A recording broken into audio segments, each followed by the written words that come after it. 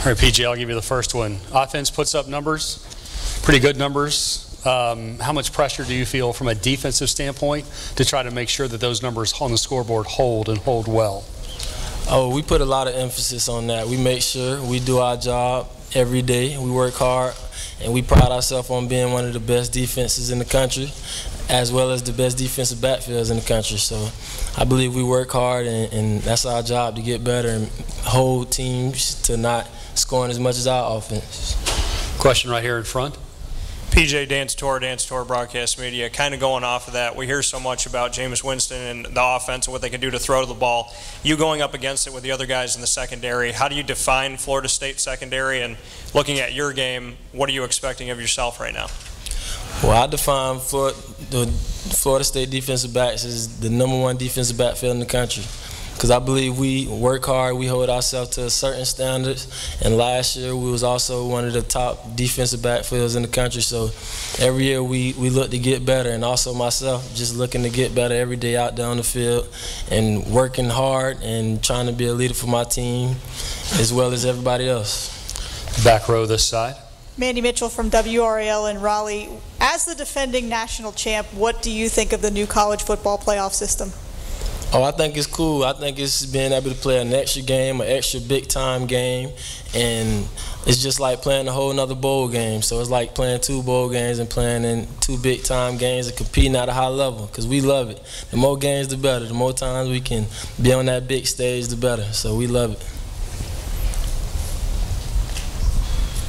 What's the personality of the defense these days? Well, the personality is just to be mean, be physical, compete at a high level, and just work on being the best defense in the country, and just on every element. Defensive backs, linebackers, defensive line, getting pressure on quarterbacks, making turnovers, and just keeping the offense from getting points on the board. Go to the very back here. PJ, Mark Larson from Syracuse. This, I think, will be your 3rd defensive coordinator in 3 years. How have you guys managed not to miss a beat so far? Oh, it's really just, we got the players. We got some of the best players in the country, and we adapt well. We had Coach Stoops. The only real difference was from Coach Stoops to Coach Pruitt and Coach Kelly, because Coach Pruitt and Coach Kelly, we pretty much running the same defense. It's nothing changed. They both great coaches, and they teaching us the same things. So, but coming from Stoops and Coach Kelly that was the biggest drop off. Even though we got better and we won the national championship. PJ, I'm sorry. Your last question is right here. PJ, Tyler Watkins from Myrtle Beach, South Carolina. You know, we've heard of the struggles of the student athlete, from food to education to time. In your opinion, what's the most difficult part of being a student athlete? What are you experiencing? Well, just the most difficult part for me is just coming from high school, just the days. The days are much longer. You're always tired. So you coming from school to practice to tutoring and stuff like that. But that's just something you got to adapt to.